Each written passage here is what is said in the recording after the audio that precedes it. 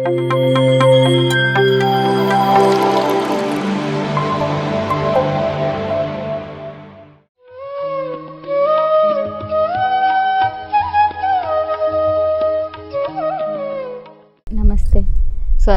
ಪತ್ರಿಜಿ ಸುಭಾಷ್ ಸಾರ್ಗೆ ನನ್ನ ನಮಸ್ಕಾರಗಳು.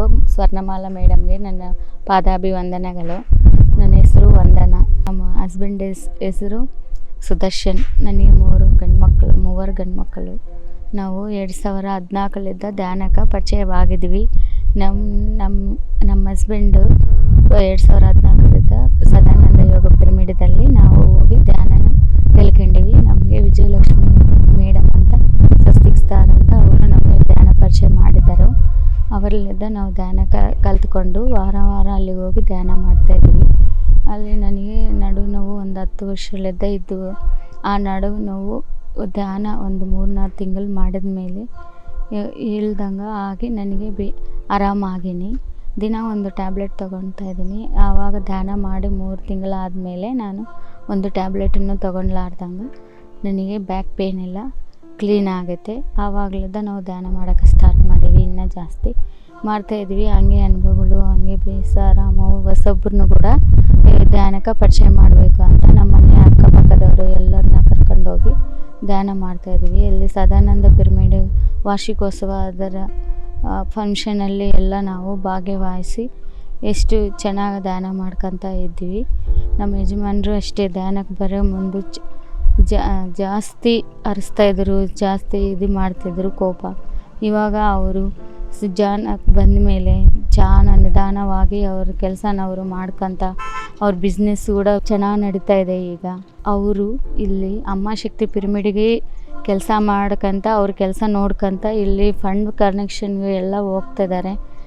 ಅವರು ಧ್ಯಾನ ರ್ಯಾಲಿ ಶಾಕಾಹಾರ ರ್ಯಾಲಿಗೆ ಹೋಗಿ ಬಂದ ತಕ್ಷಣ ಅವರಲ್ಲಿದ್ದ ಒಂದು ಫುಲ್ ಎನರ್ಜಿ ಬರ್ತಿದ್ದು. ನಾವು ಅವ್ರನ್ನ ನೋಡೋದು, ಅವ್ರದ್ದು ಮಾತಾಡಿಸಿದಾಗ ಅವ್ರ ಎನರ್ಜಿ ಕೂಡ ನಮಗೆ ಸ್ವಲ್ಪ ಬಂದು ನಮಗೆ ಕೂಡ ಎನರ್ಜಿ ಫುಲ್ಗಾಗಿ ಇರ್ತಿದ್ವಿ.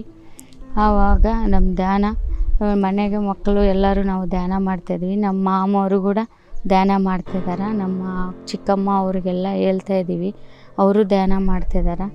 ನಮಗೆ ಭಾಳಷ್ಟು ಅನುಭವಗಳು ಅಂದರೆ ಸಾರು ಯಾವಾಗನ ಹಂಗೆ ಕನಸಿನಲ್ಲಿ ಕಾಣಿ ಹಂಗೆ ಮಾತಾಡ್ತಿದ್ದಾಗ ಅನ್ನಿಸ್ತತೆ ನಮಗೆ. ಏನನ್ನ ಅವರು ಮಾತಾಡಿದ್ದು ಹಂಗೆ ನಾನು ಮಾಡೋಕ್ಕೆ ಹೋದರೆ ಕೂಡ ಅದು ಸಕ್ಸಸ್ ಆಗಿಬಿಡ್ತತೆ.